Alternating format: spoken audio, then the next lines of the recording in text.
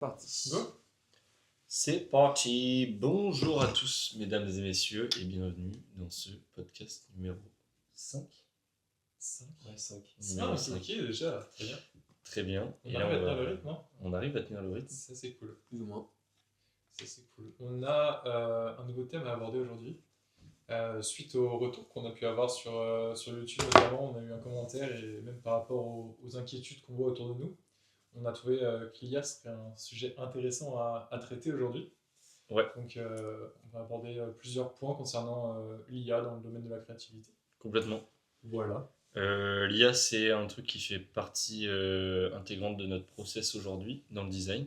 Comme vous devez le savoir, je pense maintenant, on est 3 jeunes designers. Il y a Sam à côté de moi, Tanguy moi-même et Tom. J'aurais dû me dire à la fin, mais je ne l'ai pas fait. On est étudiant en design et l'IA est une question qui va commencer à nous intéresser. À nous préoccuper pour certains aussi, et sinon, oui, à nous intéresser, parce que ça reste un potentiel outil intéressant. Ouais, déjà, qu'est-ce que c'est l'IA? Est-ce qu'on peut donner peut-être 3... Je pense que l'IA, en globalité, les gens arrivent à situer, mais après, je ne sais pas si tout le monde a connaissance du rôle de l'IA créative, ou quelque chose. Ouais, C'est-à-dire que l'IA peut avoir aussi bien un rôle, on va dire en tant qu'intelligence, donc comme ChatGPT, où tu poses des prompts, peut-être répond, mais aussi bien un rôle créatif avec tout ce qui va être IA générative. Midjourney, Viscom, des trucs comme ça. tout à fait. Exactement. IA génératif, c'est quelque chose que vous et nous utilisons au quotidien. Et c'est un truc que vous avez sûrement beaucoup découvert avec les starter packs aussi, récemment. La trend des starter packs qui a fait pas mal de... ChatGPT. Pas du tout entendu parler de ça. Sur ChatGPT, tu peux Ah, mais mettre oui, si, un oui, prompt si, starter pardon. pack Oui, et si, tout à fait. ça va Ouais. générer une image avec ton J'ai ouvert LinkedIn récemment. ton toit en figurine. Si, pardon, autant pour moi. Tout à fait. Ça a vachement tourné. C'est vrai. Ouais, Mais ça montre que du coup, maintenant, les IA sont capables de faire beaucoup de choses, même assez finies, on va dire. Et que ça peut faire peur, du coup, parce qu'il y a des gens qui ont des métiers qui sont à risque. Ouais, ça évolue très très rapidement. carrément. Est-ce que vous avez une idée de ce que vous utilisez le plus dans vos process là actuellement en termes d'IA? Enfin, est-ce qu'on a tous chacun un truc particulier, une préférence? C'est une bonne question. Je sais que j'utilise énormément ChatGPT pour plein de choses différentes, que ce soit pour résumer du contenu, mieux le formuler, etc. Même Et faire des plans et des choses ouais, comme ça aussi. c'est ça. À chaque fois, je trouve que c'est assez pertinent et puis de toute façon, je retravaille toujours par-dessus. Ouais. Pour la génération d'images, je l'utilise pas du tout. Ok. J'avoue que j'ai dû tester, je me demande même si j'ai déjà testé. Je crois que je l'ai jamais fait sur ChatGPT. Ok. Et après, en tant que process design pur et dur, je pars plus sur du Viscom, Ouais. de manière générale, pour explorer plein de pistes en même temps et toujours m'ouvrir à des trucs auxquels j'aurais pas forcément pensé. Et même ChatGPT fait ça aussi. Ouais. C'est-à-dire que sur toute la base de données que je lui donne, parfois il va réussir à trouver d'autres trucs pour compléter un peu ma pensée ou ce à quoi j'aurais pensé. Ok. Et pour revenir en fait sur, je pense, la crainte que certains peuvent avoir, c'est vrai que les IA sont arrivées quand même très récemment, parce qu'il y a 5 ans, on n'entendait pas du tout parler d'IA. Moi, je sais que la première fois que j'ai entendu parler d'IA, où je me suis dit qu'est-ce que c'est et comment ça pourrait marcher, c'est avec ChatGPT du coup, et c'était, je crois que c'était en première année d'études. Franchement, c'était même pas il y a 5 ans. Non, moi c'était en première année d'études, donc c'était il y a 2 ans. Généralement, il y a 2 ans, j'ai commencé à m'intéresser un peu à ça. Ouais. Et c'est vrai qu'en 2 ans, quand on voit toute l'évolution, que ce soit de l'IA générative ou toutes ces choses, c'est fulgurant, c'est incroyable en fait la vitesse à laquelle c'est devenu vraiment performant et même limite professionnel à certains niveaux. Ouais. Et donc c'est vrai qu'on peut comprendre une certaine crainte en fait à certains niveaux donc d'artistes ou de créateurs, de créatifs, etc. Et après, en fait, là où on veut en venir, c'est que l'IA va aussi avoir des limites et c'est bien de les identifier pour savoir dans ce cas-là où nous en tant qu'humains on peut se démarquer et comment bien utiliser l'IA dans son process en fait pour l'utiliser comme un bon outil et être beaucoup plus performant. Déjà, on peut peut-être commencer avec. Je pense qu'il y a 2 grands points qui font peur aux gens. Quand on parle du remplacement des humains par l'IA, c'est peut-être le fait de ne pas prendre le train assez tôt. en voyant à quel point ça va vite, de Ouais, peut-être se retrouver largué complètement. Puis peut-être un deuxième point, c'est carrément de se faire remplacer, de voir son métier se faire manger par l'IA, je sais pas. Bah, je pense à pas mal de créatifs indépendants, tu vois, qui passent beaucoup d'heures. Si je prends par exemple ceux qui font de l'animation, tu vois, donc Ouais. c'est du dessin, beaucoup, ils dessinent planche par planche, etc.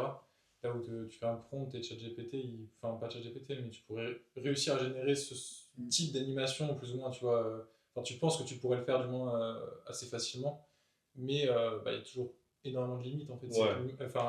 L'IA n'aura Ouais, pas c'est sûr. d'émotion, etc. Donc, tu pourras formellement traduire potentiellement ce que tu as en tête ou quoi, mais tu n'arriveras jamais à un niveau de ce qui a été produit par un humain, parce que il y a une certaine imperfection dans ce qui est produit par l'humain qui rendra ça toujours unique, quoi. Ouais, complètement.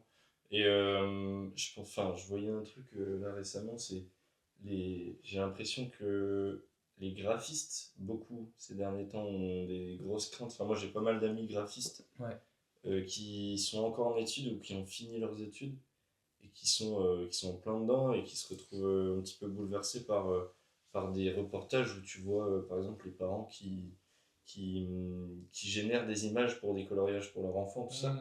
Ouais. Et je pensais même au business en général, au business ou à d'autres types d'artistes comme les gens qui écrivent des livres, les écrivains, les gens qui font de la musique. On voit pas mal de formations passer avec les e-books et tout ça, que tu peux générer directement sur ChatGPT. Ouais, bien sûr, bien sûr. Ça fait, ça peut faire mal au cœur je pense à des artistes qui mettent peut-être un an ou deux à écrire un livre et qui font pas de vente. Tu vois. Il y aura ce truc toujours de démarcation en fait où je pense qu'on va aussi arriver du coup dans un monde prochainement où ce sera tellement facile de créer en IA que il y aura beaucoup plus de valeur en fait aux produits créés par humains. Ouais. Il y aura une vraie démarcation ceci a été créé par un humain ou quoi, et je pense que c'est quelque chose qui va réussir à aussi permettre de se démarquer, quoi. Bah ouais. D'ailleurs, ça a tellement saturé les réseaux que les gens maintenant. Je pense que les gens maintenant préfèrent voir un visuel qui n'est pas généré par IA. On en voit tellement. Ça a un peu saturé Enfin, ça a été trop utilisé, on va dire, surutilisé. Ouais. Et après, je reviens sur cet aspect aussi de peur. Je pense qu'il y a beaucoup de gens qui ont peur des IA et de se faire remplacer par les IA parce qu'ils n'ont aucun contrôle là-dessus. Ouais. Soit parce qu'ils sont pas forcément formés à ça, soit parce qu'ils savent pas bien s'en servir. Et du coup, ça fait peur parce qu'ils ont aucune maîtrise, quoi. Ouais. Là, ça fait un peu penser à l'arrivée d'Internet. Oui, c'est ça aussi. Il y a tellement de gens qui ont eu peur et qui juraient pas du tout là-dessus. C'est sûr. Et ça peut faire revenir à cette question de prendre le train assez tôt ou pas. Ça peut être un truc. Moi, ça m'a. Encore encore la semaine dernière, j'y pensais parce que dans la classe, on a des gens qui sont plus ou moins. Qui se sont plus ou moins attardés là-dessus. Et tu te demandes si c'est pas justement le moment de les rejoindre dans le train ou. Ouais, on peut prendre l'exemple justement de. Donc, toi, tu es dans un groupe pour le projet long. Ouais. Tu as un de ton membre de groupe, on va dire, pardon, qui génère constamment sur l'IA. Tu es plus renseigné que moi sur le sujet, mais c'est intéressant de. Ouais, c'est ouf. Voir son process aussi, tu vois, mine de rien, de comment est-ce qu'il est créatif avec l'IA aussi, tu vois. Ouais, et c'est là que tu vois que ça débloque aussi pas mal de nouveaux métiers comme l'arrivée d'Internet, parce qu'en fait, il a des appels avec des gens qui le démarchent pour essayer d'avoir justement ces nouveaux types de métiers où en fait, t'as une mainmise folle sur la créativité parce que tu génères peut-être 100 visuels en une heure, peut-être pas 100 visuels en une heure, un peu moins, mais comparé à un designer qui prendrait bien plus de temps à faire 2-3 visuels. Ouais, complètement. Mais ouais, du coup, après, c'est encore un autre niveau, je trouve. Là, tu vois, cette personne-là dont on parle, elle entraîne des IA. Ouais, non, oui, c'est sûr que c'est vraiment un autre niveau. Là, il a voulu dépasser, on va dire, le step du créatif pour voir comment optimiser au maximum sa créativité. C'est un peu dans ce sens-là. Carrément. Mais c'est assez intéressant, mais en fait, c'est à prendre dans les deux sens. C'est-à-dire que l'IA est un très bon outil, je pense, pour optimiser sa créativité, pour essayer de faire plus de rendu, etc. Et arriver à un moment où te dire, ok, j'aime bien ces formes, je vais le mélanger par moi-même, et au final, avec ton ton feeling humain, etc., tu vas arriver au résultat qui t'intéresse.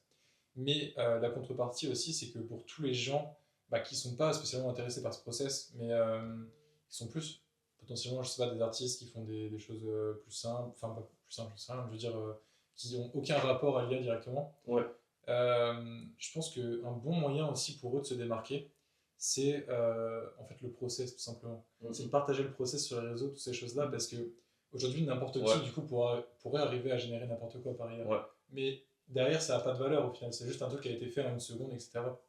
Tandis que tout le processus créatif et de création d'une œuvre, je pense que c'est hyper valorisant et en fait on voit beaucoup d'artistes, moi je vois pas mal de ça sur Instagram, de gens en fait qui partagent beaucoup le process, en fait, qui montrent l'évolution de leur travail, etc. Et ça marche hyper bien. Mais le chemin, il est vachement plus valorisé que l'arrivée. Complètement. Il y avait une artiste qui parlait de ça encore récemment sur Instagram. Et elle expliquait qu'elle avait tellement plus d'interaction avec les gens sur les vidéos où elle montrait justement son process et tout ça que sur les vidéos de résultats finaux. Parce qu'en fait, les gens, ça les intéresse tout simplement. Ouais, complètement. Mais c'est pour ça qu'aussi, se dire que l'IA, en fait, tu passes d'une idée à une finalité. En quelque sorte, tu vois. Tu pourrais rapidement arriver à ça. Tandis que du coup, tu manques toute la partie du process, de là où tu te poses des questions sur est-ce que c'est la bonne direction, toutes ces choses-là.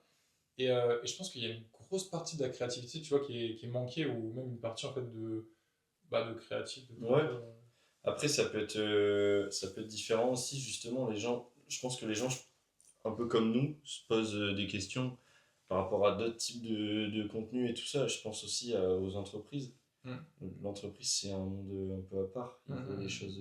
L'entreprise, c'est basé sur l'efficacité. Tout à fait. Donc, ça peut sûrement faire peur à des gens, notamment les gens du domaine artistique sont les premiers touchés, quoi. Parce que c'est vrai que dans un studio de design, quand on demande de l'idée, quand on demande de la créativité, on reste humain et donc c'est quelque chose qui parfois est soumis à d'autres types de contraintes, des problèmes familiaux, tout ça. Ou je sais pas, juste un manque de créativité sur la journée, à la place d'une IA qui elle te génère. C'est sûr qu'elle n'a pas de faiblesse, quoi. Ouais, tout à fait. Mais encore une fois, c'est ce côté humain où tu as besoin de défauts pour arriver à un truc unique et arriver avec une finalité différente, tu vois. Ouais. Et du fond et de l'émotion, parce que l'IA, au final, c'est une machine et ça marche par calcul, etc. Genre, il n'y a pas ce truc de ressenti, ou alors c'est de l'imitation. Je pense que l'émotion, c'est le maître mot. L'émotion, c'est ce qui nous sépare de l'IA. Quoi qu'on fasse, on aura toujours ce truc de rapport à l'émotion. En fait, on ressent ce qu'on crée et même le but aussi, c'est de faire ressentir aux gens une émotion derrière ce qu'on crée. Et une IA, ce sera toujours plus compliqué, tu vois, où en fait, ce sera partiellement fait. Même si tu peux arriver à ressentir un truc face à quelque chose créé par IA, ça n'aurait pas été pensé directement comme un humain. Donc, il y a toujours beaucoup de limites là-dessus, je pense. Et surtout que chaque individu, au final, a ses propres expériences, son propre parcours, et qu'il se nourrit de ça quand il crée. Et c'est ça aussi qui fait la force de sa création, là où l'IA va donner un résultat qui vient de A plus B, quoi. Ouais, tout à fait. Complètement. Et en parlant de ça, c'est peut-être aussi l'occasion, du coup, de l'intégrer. Enfin, on en reparlera après, je crois, dans la suite du podcast, mais c'est justement là l'intérêt de l'intégrer dans son process, parce que même pour des artistes qui se font connaître sur les réseaux, tout ça, ça peut être un super truc de montrer aux gens et du coup d'apprendre aussi par la même occasion un peu aux gens à comment intégrer l'IA sans perdre la créativité et sans perdre de la touche humaine dans le processus. Comme ce qu'on fait en ce moment à l'école. Je pense que ça fait partie des limites aussi de l'IA d'ailleurs. Tu vois, quand tu dis d'utiliser l'IA sans perdre de la créativité, c'est que je pense que tu perds énormément de créativité en utilisant l'IA de manière, on va dire, très simple. Tu vois. Genre, juste si tu as une idée et que tu veux la transmettre par IA, tu vas perdre énormément de créativité. Sur ce que je disais tout à l'heure, tu perds dans le processus, donc tu as moins d'itérations et tu réfléchis moins à ton truc final. Mais même en fait, pour peu que ton prompt soit pas réellement aligné avec ce que tu penses, elle va te créer quelque chose de quelque peu différent, donc tu n'auras pas réussi à créer ce que tu voulais non plus. Et idem sur en fait plein de choix qu'elle va faire à ta place. Et donc, il y a toujours ce truc de. C'est très compliqué, je pense, de traduire réellement ce que tu as en tête à travers une IA, tu vois. Ce sera jamais ta création. Non, elle aurait été. Ouais, c'est ça. Ça aurait été remodelé par une machine, quoi. Ouais. C'est sûr. Bah, puis faut pas l'oublier, c'est quand même un mélange d'œuvres déjà proposées par des artistes qui sont diffusées sur les réseaux, qui sont diffusées sur Internet, qui sont connus sur la toile et qui du coup vont mener après votre prompt à un mélange de plein de choses déjà faites. Et c'est ça un petit peu le malheur dans l'histoire, c'est que bah, il y aura toujours besoin de la touche humaine parce que, en tout cas pour l'instant, c'est qu'un regroupement de choses déjà faites, c'est qu'un regroupement de projets. Ouais. Et puis est-ce que dans un sens, si tu n'arrives pas à t'approprier justement cette IA à travers ton process, est-ce que ça t'aboutit pas, entre guillemets, et ça t'oriente vers des tendances actuelles, des trucs qui se font déjà, comme tu disais, tu vois. Est-ce que genre, en fait, si juste tu vois ça comme une finalité, et que ton contenu passe par l'IA et que c'est la fin, enfin genre, la finalité de ta création c'est l'IA, est-ce que c'est pas... En fait, ça te dessert en tant que créatif. Ouais, en fait, ça Tu fera t'en sers rien pas comme avancer, quoi. outil, c'est peut-être dommage. Ouais, tout à fait. Surtout qu'on nous demande, enfin là, globalement, dans les études qu'on fait, on nous demande de réfléchir à des scénarios où le produit il va s'adapter à des utilisateurs dans plusieurs, peut-être dizaines d'années. Ouais. C'est des choses, il y aura dans le lot, il y aura dans le lot pardon, des produits auxquels on n'a encore jamais pensé. L'ennui d'utiliser l'IA là-dedans, c'est c'est qu'elle va toujours ramener à quelque chose qu'on connaît. Surtout, on le voit aussi avec ChatGPT. C'est que pour Ouais. l'instant, à l'heure actuelle, il se base sur des éléments factuels actuels et il peut pas se projeter réellement genre dans 10, 15, 20 ans. Ouais. Et s'il te propose des concepts je sais pas, d'objets ou de transport, en fait, c'est des concepts qui ont été déjà faits ou alors c'est quelque chose d'existant à laquelle tu rajoutes une petite touche, mais au final, est-ce que tu ne réinventes pas En fait, il y a ce truc, je pense que littéralement les IA, en fait c'est ça aussi, mais c'est que les IA ne sont pas créatives. Les IA, elles ressortent des données qu'elles ont eues à un moment. Mais donc, c'est sûr que, bah en fait, c'est pas réellement enfin, c'est créatif, tu peux l'utiliser de manière créative, je veux dire, mais en tant que tel, le résultat que tu obtiendras n'est pas un résultat qui sera pensé pour être créatif. Ouais.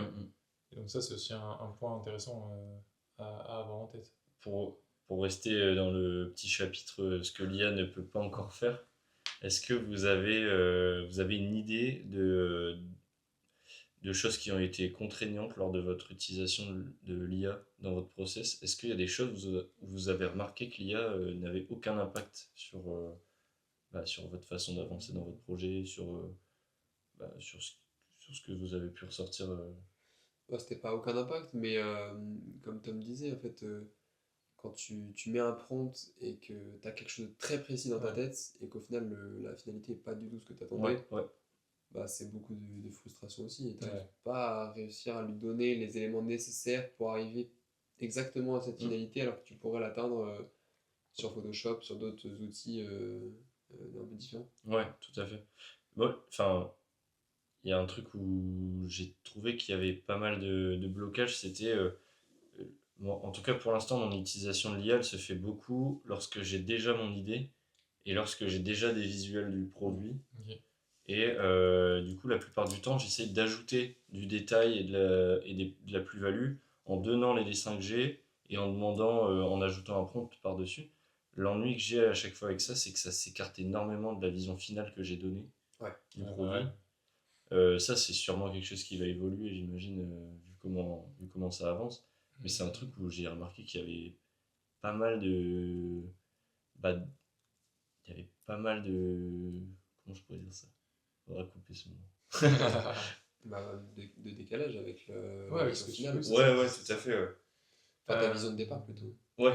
Tu avais une vision de départ et que l'IA est venue et a trop ramené sur terre ton concept.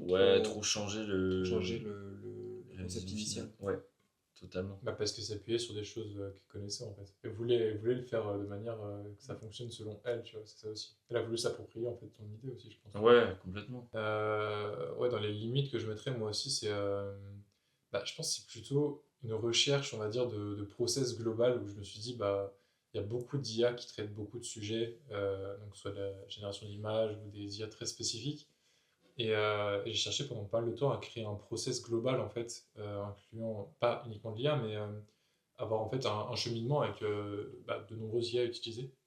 et j'ai juste pas réussi à trouver en fait un moyen comment dire, de dénicher ces IA sur Internet, quoi. J'ai pas réussi. En fait, je pense qu'il y a plein d'IA qui sont hyper intéressantes, mais qui sont hyper cachées. Faut connaître Ouais. dessus, quoi. Ouais, faut vraiment se plonger dedans. Ça, c'est une des limites que. Enfin, du coup, c'est pas une limite de l'IA réellement, mais c'est une des limites au monde de l'IA que je trouve actuellement, c'est que c'est pas forcément très bien indiqué, tu vois. Tu sais pas. Enfin, ChatGPT, juste tout le monde en a entendu parler à un moment, donc forcément on l'a utilisé.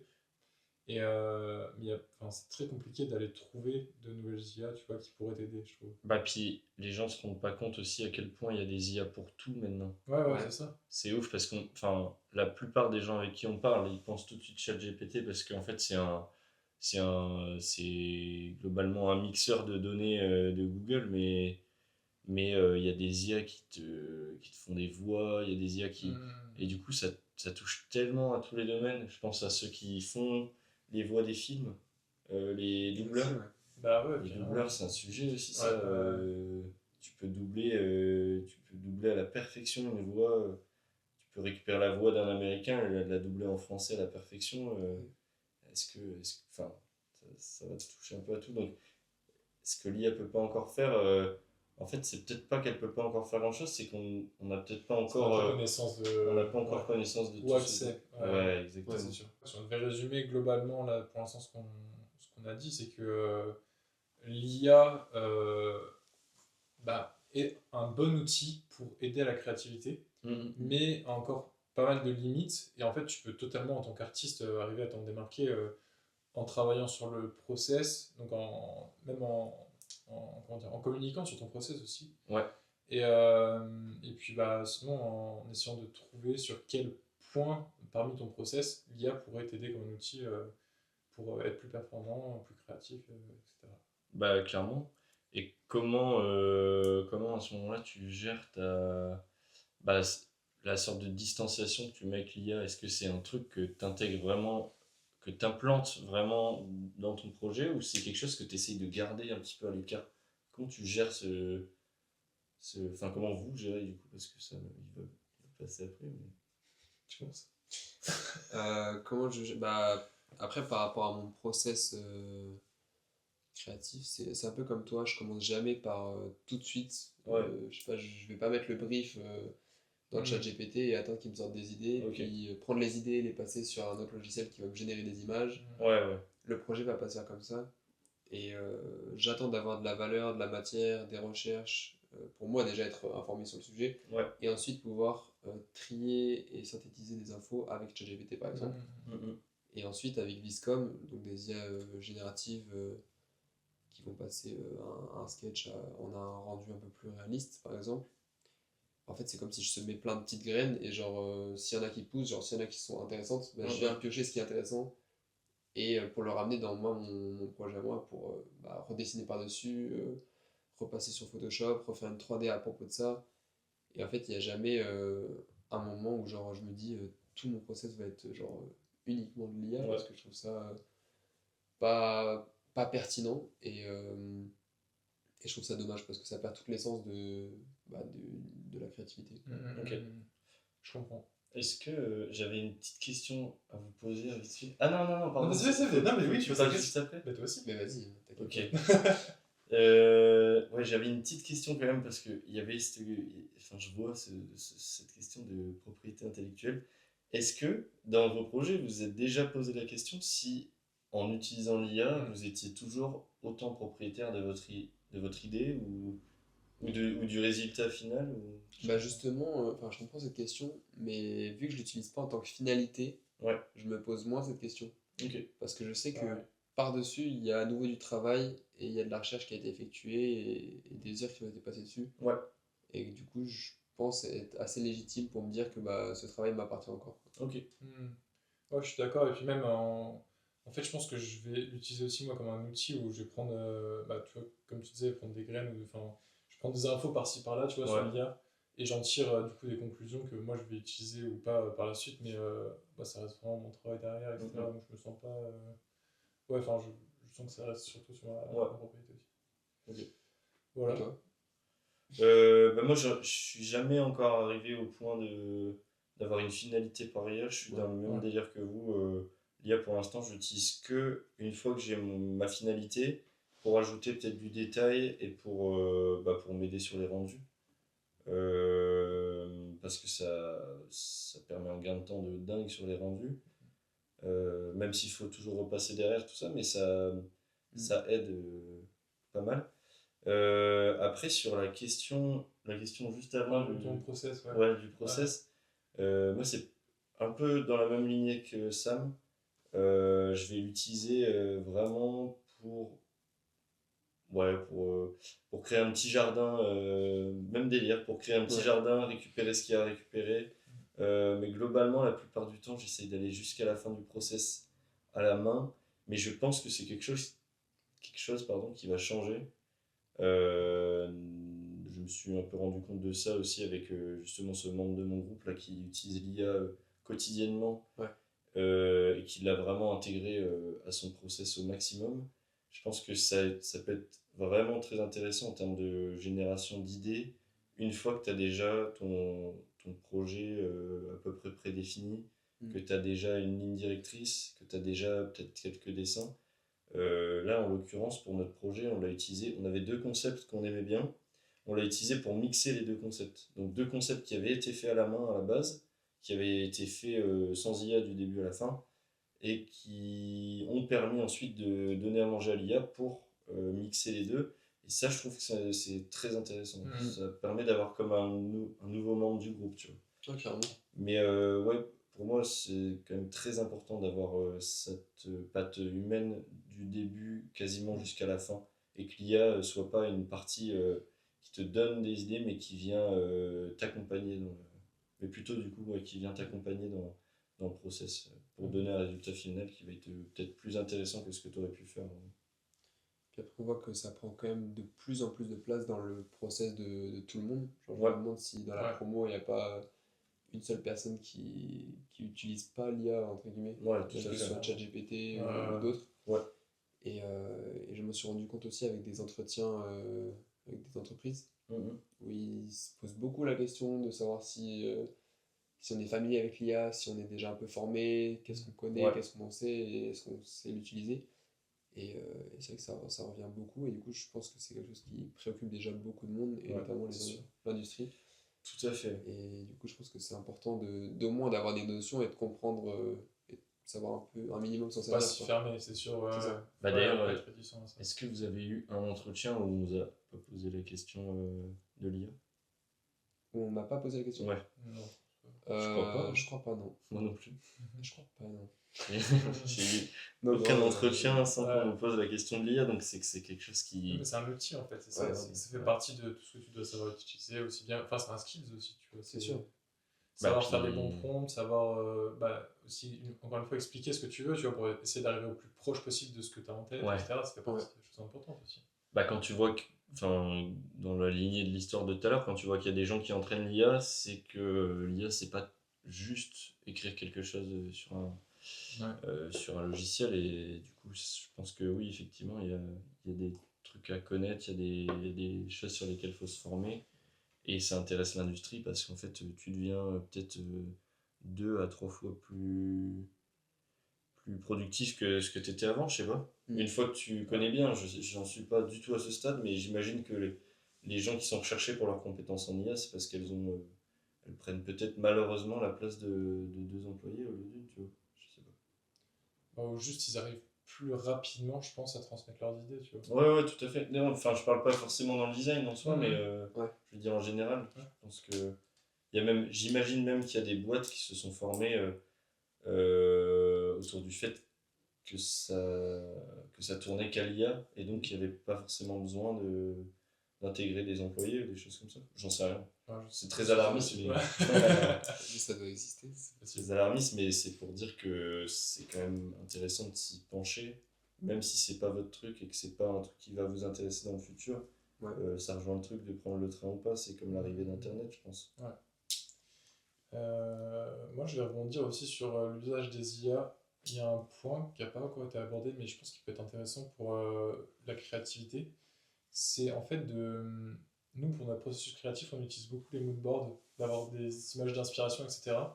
Et je pense que générer des images d'inspiration, en fait, ça te permet d'avoir des moodboards qui sont, enfin, déjà qui sont uniques, parce que personne n'aura ces mêmes moodboards, et de deux, d'avoir une direction, tu vois, où tu peux quand même vraiment choisir la direction dans laquelle tu vas, mais ça reste des moodboards, donc c'est pas un truc qui va... C'est loin, c'est pas un résultat final, tu vois, c'est juste une direction ou une inspiration. Ouais. Et ça peut peut-être être... bah, j'ai pas encore utilisé réellement, mais j'ai entendu parler de ça, et je me dis ça peut aussi être un point intéressant de générer tes moodboards par IA, tu vois. Ouais. Où tu te crées des directions fortes, tu te mets des... Je sais pas, c'est des couleurs, des matériaux, des formes, des trucs qui t'inspirent. Et tu peux partir de ça en fait pour arriver vers une direction totalement unique. Bah, c'est carrément, je pense, la bonne chose à faire. Je pense. Puis surtout qu'en mettant peut-être pas mal d'input avec ce que tu sais, les couleurs, des matières, des mots-clés, etc. Peut-être que justement ça permet de passer beaucoup moins de temps à, je préfère scroller sur tout ton Pinterest ou Behance pour trouver des images qui au final te parlent même pas tant ou alors qui ne correspondent pas totalement à ce que tu voulais dire, etc. Bah, en fait, je pense qu'il y a les deux, dans le sens où des fois tu vas juste vouloir trouver de l'inspi, et dans ce cas-là, il vaut mieux que tu ailles sur Pinterest ou Cosmos ou quoi que ce soit. Mais si tu as une idée en tête et que tu le cherches, là c'est littéralement l'IA qu'il faut. Parce que je sais que des fois tu vois, tu te dis j'ai besoin d'une image de ça dans mon moodboard. Et au lieu d'aller le taper, tu vois, sur un truc Pinterest ou quoi, et souvent tu mets tellement de temps à la passes trouver. beaucoup de temps. Vaudrait mieux à générer et pour le coup ce serait beaucoup plus rapide. Ouais, clairement. C'est sûr. Bah, j'ai eu le coup justement pendant le projet que un de nos tuteurs qui nous a littéralement donné l'idée de faire ça, et c'est que du coup ça doit, je pense, être la bonne. C'est la même source. Bah, c'est la même source. Ok, très bien. Bon bah voilà. Je pense à pas mal d'artistes ou d'artisans, tu vois, indépendants, Ouais. qui sont sur des métiers très manuels, où l'IA, ils sont très très loin, tu vois, Ouais. mais qui, mine de rien, sont menacés par déjà toutes les grandes entreprises, tous les trucs comme ça, et puis du coup, l'IA aussi dans un sens où il y a une certaine efficacité avec laquelle ils pourront juste pas concurrencer. Ouais. Et ces gens-là, je pense que c'est hyper important pour eux de s'intéresser à l'IA, mais sur toutes les parties, on va dire, techniques ou qui ne les intéressent pas dans leur métier, business ou quoi que ce soit. Ouais. Parce que je pense du coup à en fait, ouais, ces personnes-là qui créent, je sais pas, je prends n'importe quel exemple, mais quelqu'un qui va faire des céramiques ou quelque chose comme ça, tu vois. Ouais. Et en fait, cette personne-là, elle pourrait utiliser l'IA pour tout ce qui va être la partie finance, la gestion de finance, ou tout ce qui va être vente, voire du montage vidéo pour faire des posts ou créer une communauté sur les réseaux sociaux. Tous ces trucs-là où en fait, c'est pas le cœur de son métier, c'est pas réellement ce qu'elle sait faire. Enfin, ouais, c'est pas son centre d'intérêt non plus, tu vois. Mais ça va permettre d'optimiser son temps sur les tâches qu'elle aime pas pour se concentrer sur ce qu'elle se sent apte à faire et ce qu'elle a vraiment envie de faire. Et ça va permettre aussi de, je pense, de se démarquer pas mal de la concurrence et d'arriver à s'en sortir en tant qu'indépendant. Puis c'est sûr, si tu es indépendant, tu n'as pas forcément des moyens d'employer un stagiaire, d'employer quelqu'un à temps plein. Et du coup, ça peut permettre de déléguer certaines tâches que tu te sens plus apte à faire ou pour lesquelles tu n'as plus la motivation. C'est ça. Et c'est juste trop pratique. Et tout le temps que tu passerais à faire ces tâches-là pas intéressantes, tu peux les passer maintenant à créer. Mais en fait, si toi, en tant que créatif, tu vois, tu as aussi une vision, mais il te manque certains hard skills pour le réaliser, là, tu pourrais utiliser l'IA, je pense, pour arriver à un résultat.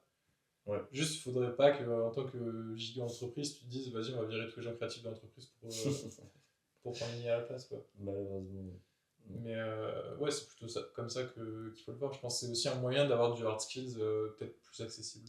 Bah, puis je pense aussi qu'il faut pas trop craindre ce truc-là parce que globalement, j'ai l'impression que ça va faire comme avec la nourriture, comme avec la création de produits en Chine ou des choses comme ça. Les gens vont avoir un besoin de se reconnecter à l'humain qui crée, un besoin de se reconnecter à l'artiste, un besoin de se reconnecter aux choses faites à la main.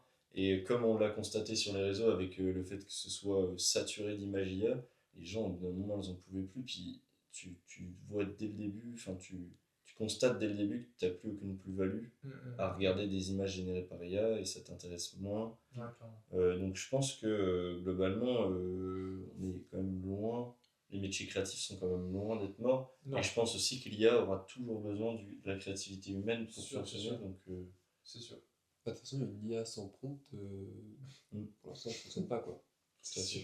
Et puis, même avec un prompt derrière, il faut que le prompt soit efficace, il faut qu'il soit bien écrit, il faut qu'il soit bien composé, parce que sinon ça te donne un résultat qui n'est pas du tout ce que tu attendais à la base. Donc il faut quand même être genre apte à écrire un bon prompt, à savoir se servir de l'IA pour avoir un résultat, pour avoir le résultat escompté, sinon ça donne pas intéressant. Ouais, totalement. Pour conclure, on est passé par 3 étapes aujourd'hui pour discuter de l'IA. On est passé par les choses qui nous faisaient peur, les choses que l'IA ne pouvait pas encore faire et notre usage personnel de l'IA.